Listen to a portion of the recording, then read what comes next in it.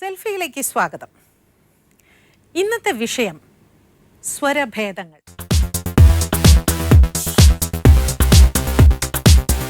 ജയൻ ദേവന് ഡബ് ചെയ്തിട്ടുണ്ട് അല്ലേ? അത്ര നന്നായിട്ടൊന്നും ഇല്ലായിരുന്നു. പക്ഷെ അത് ഗർഷവുമായിരുന്നു. ക്ലിപ്പ് കഴിഞ്ഞിട്ട് കൊള്ളാമോ കൊള്ളില്ലേ വിശ്വംഭരചേട്ടന്റെ മറ്റേ ഒരു പടവും ചെയ്തിട്ടുണ്ട് ദേവൻ ചേട്ടൻ. പക്ഷെ എന്താ അറിയാം, വലിയ ശരീരത്തിലേ അന്ന് കിളിനാഥമായിരുന്നു എന്റെ ശബ്ദം. എന്റെ ശരീരത്തിന് പോലും യോഗ്യമില്ലാത്തൊരു ശബ്ദമായിരുന്നു. അതെ, കേട്ടു നോക്കൂ. വലിയ ശരീരത്തിന്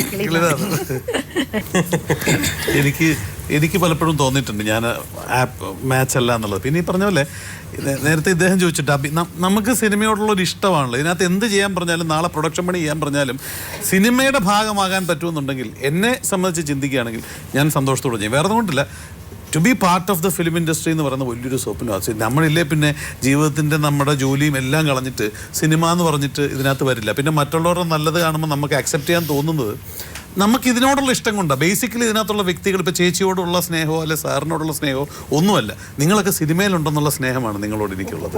അല്ല, മിക്കവരും സിനിമയിലുള്ളവരുടെ ഒരു ബേസിക് ആറ്റിറ്റ്യൂഡ് അത് തന്നെയാണ്. അതിൽ നിന്ന് നമ്മൾ വ്യതിചലിക്കുമ്പോഴാണ് നമ്മളോട് ഇഷ്ടം ആൾക്കാർക്ക് കുറഞ്ഞു പോകുന്നത്. അതുകൊണ്ട് ഞാൻ സെൽഫ് ക്രിറ്റിസിസം വെച്ചിട്ട് എനിക്ക് തോന്നിയിട്ടുണ്ട് ഞാൻ ഒരു മാച്ച് അല്ലായിരുന്നു എന്ന് എനിക്ക് തന്നെ തോന്നിയിട്ടുണ്ട്. ഇപ്പോൾ ബൈസൈക്കിൾ തീവ്സിന്റെ ഷൂട്ടിംഗ് കഴിഞ്ഞിട്ട് റിലീസിന് കറക്റ്റ് ഒരു മാസമേ ഉള്ളൂ. ഡബിങ്ങും പോസ്റ്റ് പ്രൊഡക്ഷൻ എല്ലാം കൂടെ ചേർത്ത് ഒറ്റ മാസത്തിനുള്ളിൽ റിലീസ് ചെയ്തേ പറ്റുള്ളൂ. ഞാൻ ഈവൻ ആസിഫ് അലിക്കും അപർണയ്ക്കും സലിം കുമാറിനും ഒക്കെ ഞാൻ ട്രാക്ക് ചെയ്തു.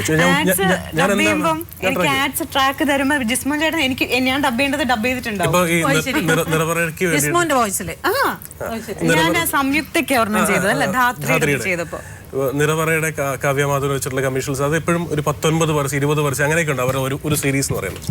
അപ്പോൾ അതിലൊക്കെ ദൈവികയാണ് വോയിസ് ദേവി വിമ്മി ഒക്കെ. അപ്പോൾ ഞാൻ കറക്റ്റ് കാവ്യയ്ക്ക് വേണ്ടി ഞാൻ തന്നെ ട്രാക്ക് പറഞ്ഞിട്ടുണ്ടാവും. എന്താണെന്നറിയോ ചേച്ചി, ഞാൻ ഇതാണ് ഉദ്ദേശിക്കുന്നത്. അവർക്ക് ഒറ്റത്തവണ പൈലറ്റ് കേൾക്കുന്നതിന് പകരം ഞാൻ ആഡ് ഫിലിം ചെയ്യുന്ന സമയത്ത് നാഗര യൂസ് ചെയ്യാറില്ല, വോയിസേ യൂസ് ചെയ്യാറില്ല. ഇല്ല, നേരെ ഞാൻ വന്ന് കൺസോളിൽ മൊത്തം പേർക്ക് ട്രാക്ക് ഡബ് ചെയ്തിട്ട് ചെയ്യിപ്പിക്കാറുള്ളൂ. അത് എൻ്റെ ഒരു രീതിയാണ്. ഞാൻ പറഞ്ഞു വന്നത്, ഞാൻ ടേക്കുകൾ കൂടുതൽ എടുപ്പിക്കാൻ എനിക്ക് ഭയങ്കര മടിയുള്ളൊരു കാര്യമാണ്. ഈ ആഡ് ഫിലിം ഡബ് ചെയ്യുന്നത് ശരിക്കും സിനിമ ഡബ് ചെയ്യുന്ന പോലെ ചെയ്താൽ പോരാ അല്ലേ? ഒട്ടുമല്ല.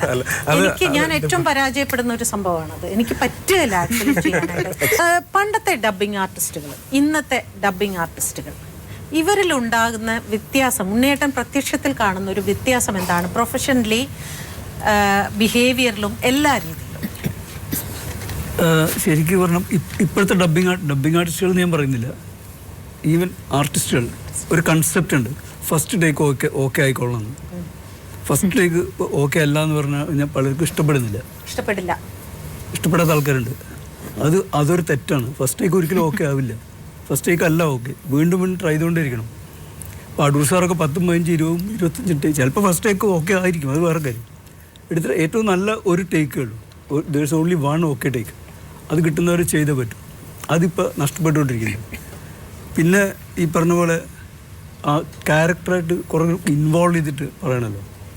ഇപ്പം ഞാൻ ഉദാഹരണത്തിന് ഇപ്പോൾ വള്ളുവനാടൻ സ്ലാങ് പറഞ്ഞു. വള്ളുവനാടൻ സ്ലാങ് പല പടത്തിലും കേൾക്കുന്ന, ഞാനൊരു വള്ളുവനാട്ടുകാരനാണ്, എനിക്കറിയാം. പലതും ശരിയല്ല. അല്യ എന്നൊക്കെ പറഞ്ഞു കളയും. അല്യ എന്നൊരു വാക്കില്ല.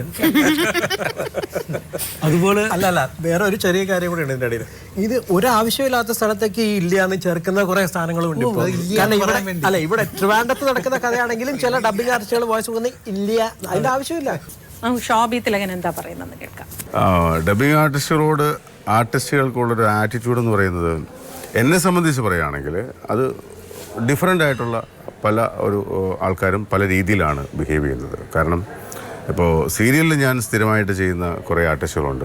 അവരെല്ലാവരും ഞാനുമായിട്ട് ഭയങ്കര കമ്പനിയാണ്. അവർ എപ്പോഴും പുതിയ വർക്കിൽ ജോയിൻ ചെയ്യുമ്പോൾ അവരെന്നെ വിളിക്കാറുണ്ട്. അവരുടെ ടൈമിങ്ങും എൻ്റെ ടൈമിങ്ങും റെഡിയാവാനായിട്ടുള്ള ചില ഡിസ്കഷൻസ് ഉണ്ടാവാറുണ്ട്.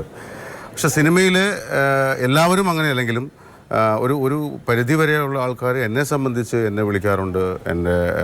ഞാൻ ചെയ്തത് നന്നായിട്ടുണ്ടെങ്കിൽ അത് പറയുന്നുണ്ട്, ശരിയാക്കണമെന്നുണ്ടായത് കുറച്ചുകൂടി ഭംഗിയാക്കേണ്ട ഏരിയ ഉണ്ടായിരുന്നെങ്കിൽ അതുമൊക്കെ പറയാറുണ്ട്. പക്ഷേ ഒരു പർട്ടിക്കുലർ ആൾക്കാർ, കുറച്ച് ഈ പറയുന്ന ഒരു പക്ഷേ എൻ്റെ ശബ്ദത്തിലൂടെ തന്നെ ബ്രേക്ക് കിട്ടി വന്നിട്ടുള്ള ആൾക്കാർ പോലും നമ്മളെ അറിയുക പോലുമില്ല, നമ്മളെ ഒന്ന് വിളിക്കില്ല, സംസാരിക്കില്ല. പലരും ആ ഒരു ഡബ്ബിങ്ങിനെ ഒരു വലിയൊരു സംഭവമായിട്ട് കാണുന്നില്ല എന്നുള്ളതാണ് സത്യം. പക്ഷേ അത് ചിലപ്പോൾ ഒരുപക്ഷെ അവരുടെ ഈ ആർട്ടിസ്റ്റുകളുടെ ഒരു ഇമേജിനെ ബാധിക്കും എന്നുള്ളത് കൊണ്ടായിരിക്കാം അവരങ്ങനെ ചെയ്യുന്നത്. പക്ഷേ അതിൽ കൂടുതൽ എനിക്ക് തോന്നുന്നു ആർട്ടിസ്റ്റുകളെക്കാൾ കൂടുതൽ വേറെയും പല ആൾക്കാരും ഡബ്ബിംഗ് ആർട്ടിസ്റ്റിന് കൂടുതൽ വാല്യൂ കൊടുക്കുന്നില്ല എന്നെനിക്ക് തോന്നിയിട്ടുണ്ട്.